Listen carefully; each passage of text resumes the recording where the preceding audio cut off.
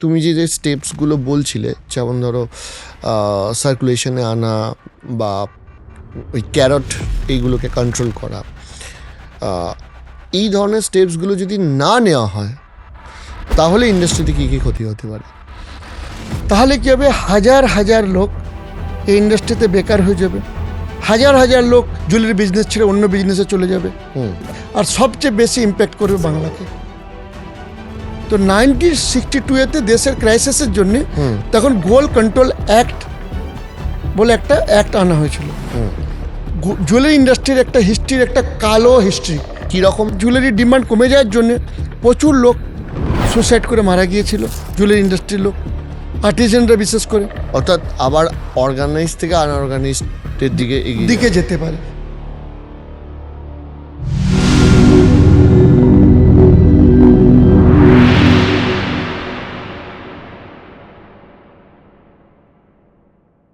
আচ্ছা, এইবার আমাকে একটা কথা বলো, আমি এই জিনিসটাই বলছিলাম যে তুমি যে স্টেপসগুলো বলছিলে, যেমন ধরো সার্কুলেশনে আনা বা ওই ক্যারট এইগুলোকে কন্ট্রোল করা, এই ধরনের স্টেপসগুলো যদি না নেওয়া হয় তাহলে ইন্ডাস্ট্রিতে কী কী ক্ষতি হতে পারে?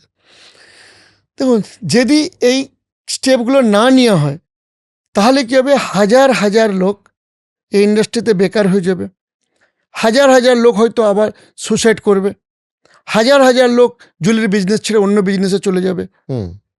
তো এটা একটা ভয়ঙ্কর পরিস্থিতি তৈরি হবে, আর সবচেয়ে বেশি ইম্প্যাক্ট করবে বাংলাকে, যেহেতু সবচেয়ে বড় অংশ হচ্ছে বাংলার আর্টিজানরা। আর বাংলার আর্টিজান যারা আছে তারা কিন্তু অনেক পয়সাওয়ালা নয়, তারা প্রত্যেক মাসে ইনকাম করে, যেটা তার পিছনেই তাদের সংসার পরিবার চলে। এবং কিছু কিছু রুরাল এরিয়া আছে, যেমন আমি ডোমজুর, সিঙ্গুর, দাসপুর, ঘাটাল, এখানের পুরো 100%-এর মধ্যে 90% ইকোনমি ডিপেন্ড করছে জুয়েলারির উপরে। মানে এই গ্রামের বেশিরভাগ মানুষই জুয়েলারি ইন্ডাস্ট্রির সাথে যুক্ত। ঘাটাল মহকুমায় যদি আপনি যান, প্রত্যেক পরিবার থেকে একজন করে কি দুজন করে আপনি জুয়েলারি ইন্ডাস্ট্রিতে কাজ করছে, এবং এরা বাইরে কাজ করছে, সব বাইরে কাজ করছে। আমি এখানেও আসতাম যে সিচুয়েশনটা হলো, definitely I hope Iran USA ওয়ারের একটা সলিউশন বেরোবে, না হলে শুধু জুয়েলারি কেন, গোটা ওয়ার্ল্ডের একটা মানে পেট্রোলিয়াম থেকে আরম্ভ করে সমস্ত জায়গায় একটা ক্রাইসিস তৈরি হচ্ছে। আমি বলছি যে এইগুলোর পর আমি এবার সরাসরি যদি পশ্চিমবঙ্গেও আসি, যে পশ্চিমবঙ্গ গভর্নমেন্টের থেকেও বা সরকারের থেকেও তোমাদের কি কি এক্সপেকটেশন, যাতে এই একজন বাংলার মানুষ বা এই যে বাংলার শ্রমিক, তাদেরকে মুম্বাই বা চেন্নাই গিয়ে বিজনেস করতে হচ্ছে, তারা বাংলায় ফিরে আসতে পারবে? দেখুন, আমার মনে হয় পশ্চিমবঙ্গে সরকারকে ইমিডিয়েট গোল্ড ইন্ডাস্ট্রিকে বাঁচানোর জন্যে সেন্ট্রাল গভর্নমেন্টের সঙ্গে কথা বলে কিছু ভালো পলিসি যাতে আনে তার জন্য রিকোয়েস্ট করা দরকার। কারণ এখানে বাঙালিরা ইম্প্যাক্ট হোক, এবং একই গভর্নমেন্ট হয়ে গেছে, যেহেতু একই পার্টির গভর্নমেন্ট হয়ে গেছে। এছাড়া ফিউচারে যেটা দরকার সেটা হচ্ছে, একটা হলো বাংলাতে জুয়েলারি ইন্ডাস্ট্রির একটা বড় ফিউচার আছে, তার পেছনে বাংলার গভর্নমেন্ট যদি কাজ করে তাহলে ভারতবর্ষের ম্যাক্সিমাম জুয়েলারি ম্যানুফ্যাকচারিংটা বাংলায় হতে পারে। এছাড়া আইটিতে একটা বড় জায়গা তৈরি হতে পারে বাংলা। যেমন আমরা জানি যে আজকে আইটির হাব আমরা ব্যাঙ্গালোরকে মনে করি, কিংবা গুড়গাঁওকে মনে করি, কিংবা চেন্নাই, কিংবা হায়দ্রাবাদ। আপনি কখনো গিয়ে দেখবেন সেখানে 4টে যদি লোক কাজ করে তার মধ্যে একটা বাঙালি। একদম। তো আমার বেশিরভাগ বাঙালি বন্ধু বাইরের শহরে চলে যায়। তো বাংলার যে মাথা আছে, ব্রেন আছে, আইটিতে যারা কাজ করছে, তাদেরকে কিন্তু আবার বাংলাতে ফিরিয়ে আনা যেতে পারে।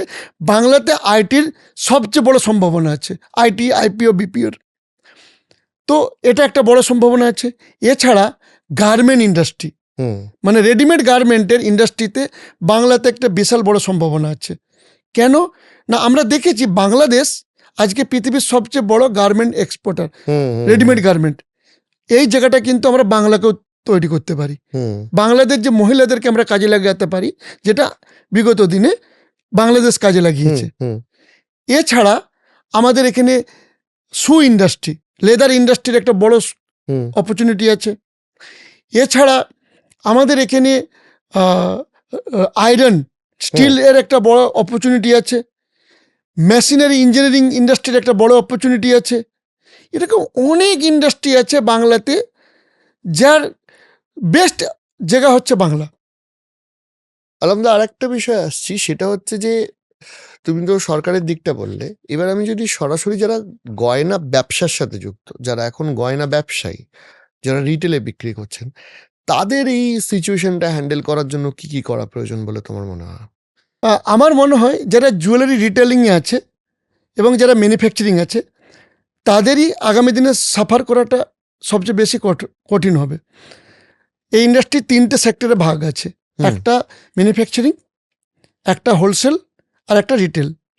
ম্যানুফ্যাকচারিংয়ে যেহেতু অনেক অপারেশন কস্ট লাগে, ফিক্স অপারেশন কস্ট, তাদের আগামী দিনে যদি কাজ কমে যায় তাহলে তারা আগামী দিনে সার্ভাইভ করতে পারবে না। হুম। আর রিটেলের জন্য সেটাই, মানে তারা আগামী দিনে যদি যদি বিক্রি কমে যায় তারাও সার্ভাইভ করতে পারবে না। হোলসেলের জন্য কিন্তু তাদের অপারেশন কস্ট অনেক বেশি নয়। হুম। তো আমি প্রথমে সাজেশন করব রিটেলারকে, রিটেলাররা যদি এই যে পুরনো সোনা কাস্টমাররা যাতে নিয়ে এসে তাদের কাছে এক্সচেঞ্জ করে তারা নতুন গহনা নিয়ে যায়, তার জন্য তারা যদি ইনসেন্টিভ এবং প্রমোশন স্কিম চালায়, হুম। অলরেডি কিছু কর্পোরেট হাউস শুরু করে দিয়েছে, তাহলে কি হবে, তাদের জুয়েলারি বিক্রিটা কমবে না। অর্থাৎ পুরনো গয়না এনে যে নতুন গয়না দেওয়া হচ্ছে, তার মধ্যে একটা যে আগে যে সিস্টেমটা ছিল সেখান থেকে একটা এক্সট্রা বেনিফিট অ্যাড অন করে দেওয়া, Yes, রাইট? যে একটু ইনিশিয়েটিভ, কিছু স্কিম দিল, একটু কাস্টমারকে একটু প্রমোট করলো, জানালো যে আমি এই স্কিম দিয়েছি, প্রমোশন অ্যান্ড একটু ইনসেন্টিভ দেওয়া দরকার। এই ধরনের স্টেপ কি এটা প্রথম, নেই এর আগেও কোনো গভর্নমেন্ট নিয়েছিল? দেখুন 1962-তে যখন ইন্ডিয়া চাইনা ওয়ার হয়েছিল, হুম। আমাদের প্রধানমন্ত্রী ছিলেন তখন জওহরলাল নেহেরু এবং আমাদের ফাইন্যান্স মিনিস্টার ছিলেন তখন মোরারজি দেশাই। হুম। তো 1962-তে দেশের ক্রাইসিসের জন্য হুম। তখন গোল্ড কন্ট্রোল অ্যাক্ট বলে একটা অ্যাক্ট আনা হয়েছিল হুম। এবং এটা চলেছিল 1990 পর্যন্ত। এবং এই গোল্ড কন্ট্রোল অ্যাক্ট হুম। জুয়েলারি ইন্ডাস্ট্রির একটা হিস্ট্রির একটা কালো হিস্ট্রি। কি রকম ছিল এটা? কালো হিস্ট্রি মানে একটা ছিল যে এখানে কিছু রেস্ট্রিকশন করা হয়েছিল। গভর্নমেন্ট তখন পলিসিটাকে ঠিকভাবে না বানানোর জন্য এত রেস্ট্রিকশন করেছিল, সেই রেস্ট্রিকশনগুলো সবাই ফলো করতে না পারার জন্যে কিংবা জুয়েলারি ডিমান্ড কমে যাওয়ার জন্যে প্রচুর লোক সুসাইড করে মারা গিয়েছিল, জুয়েলারি ইন্ডাস্ট্রির লোক, আর্টিজানরা বিশেষ করে। এছাড়া প্রচুর লোককে তখন পেপারপত্র, যেহেতু জুয়েলারি ইন্ডাস্ট্রির লোকেরা অনেক বেশি এডুকেটেড নয়, তারা পেপারপত্র ঠিক না মেনটেন করতে পারার জন্যে, ইন্সপেক্টর রাজ বাড়ার জন্যে প্রচুর লোককে অহেতুক জেল খাটতে হয়েছে।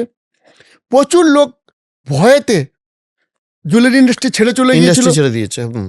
এবং আমরা যে হিন্দি ফিল্মে দেখতাম যে ওই আপনার মনে আছে একটা অক্ষয় কুমার একটা ফিল্ম ছিল যেখানে সে একটা নকলি সিবিআই বেনে কোথাও রেড করছে, ওটা কিন্তু ওই গোল্ড কন্ট্রোল অ্যাক্টের টাইমের একটা স্টোরি, ওটা রিয়েল স্টোরির উপরে। হুম। এছাড়া আমরা অনেক ফিল্মে দেখতাম যে ওই স্মাগলিং দেখাতো না, হুম। ওটাই গোল্ড কন্ট্রোলেরই ইম্প্যাক্ট ছিল। হুম। তো তার জন্য কি ছিল, তখন নম্বর 1-এর জায়গায় স্মাগলিংকে বাড়াবা দেওয়া হয়েছিল এবং জুয়েলারি ইন্ডাস্ট্রিটা পুরোপুরি শিফট হয়ে গিয়েছিল ম্যাক্সিমামটাই নম্বর 2-এতে।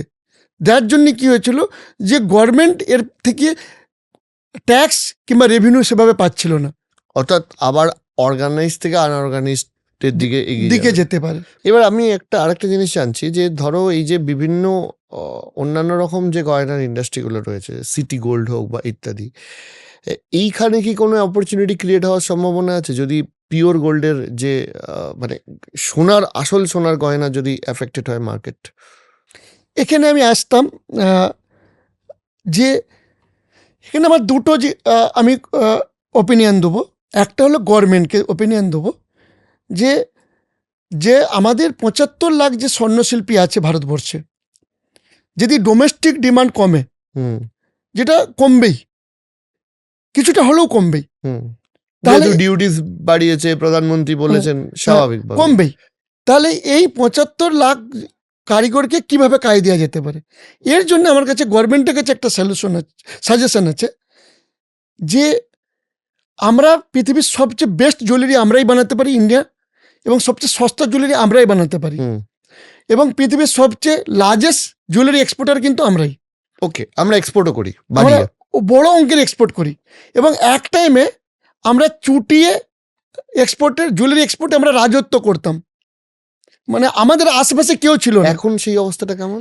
এখন হয়ে গেছে কি যে চায়না গভর্নমেন্ট তাদের জুয়েলারি ইন্ডাস্ট্রিকে কিছু পলিসি বানিয়ে কিছু বেনিফিট কিছু ইনসেন্টিভ দেওয়ার জন্য তারা কি করছে আমাদের সঙ্গে কম্পিটিশনে অনেকটা এগিয়ে গেছে এবং তারা আমাদেরকে বহুত বড় টক্কর দিচ্ছে।